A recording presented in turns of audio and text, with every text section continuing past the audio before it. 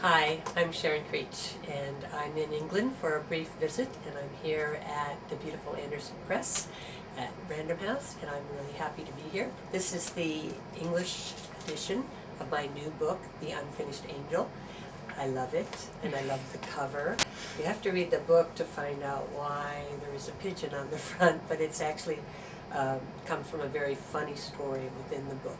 Always ask me where I get the ideas for my books. And the answer to that for this book is quite simple, because I remember very clearly when my granddaughter was 2 years old, she told her first story. It's very short, and it goes like this. Once upon a time in Spain, there was an angel, and the angel was me. The end. So I was like, whoa, that is such a great beginning, but what else happens? And I asked my 2-year-old granddaughter, I said, well, what else? Can you tell me more? And she said, no, that's all I know. So I thought, oh, how did she know how to begin a story like that? And how did she know what an angel was?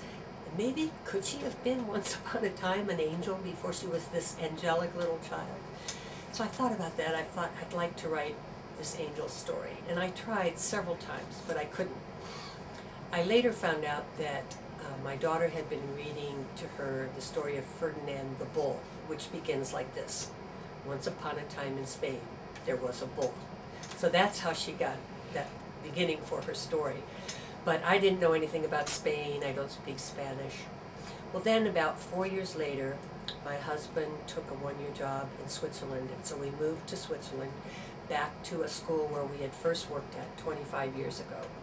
And as soon as I got on the campus in Switzerland, I knew that this is where the angel would live. So not Spain, but Switzerland. And I saw this old stone tower. It's about 4 stories high, and it's about 400 years old. And I thought, that's where the angel would live. And so right away, I knew I had the angel, I had the country. I didn't quite know what the angel was going to do, but I figured she was maybe going to have a little attitude about her, be sort of fed up with people, fed up with all their talking and whining and moaning. And so that was the genesis, really, of the book. I put the angel in the tower and was about to see what would happen. What came along was a young American girl who's a bit like my granddaughter is now. My granddaughter wears very colorful clothing, like she'll put 2 skirts on top of a third one, and lots of ribbons around her neck and ribbons around her ankle. And so I took that idea of my granddaughter and put her with the angel, and then the whole story came up from there.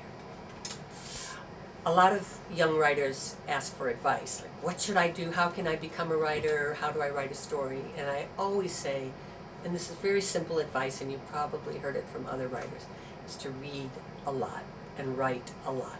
If you read a lot, and they don't all have to be excellent literary books, just read a lot to get a feel for how different authors choose to use language and how to do different kinds of things like plays and poems and stories.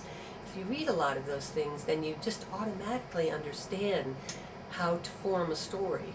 And then to write a lot, just practice, write short things. You don't have to know the whole story before you begin. I don't. I only know a little bit about the character and the place, and then I write the story in order to find out what's going to happen. That's the fun part. But you don't have to even write a whole story. Maybe you just want to write a description of a person or a place. But the most important thing is to experiment and have fun with it.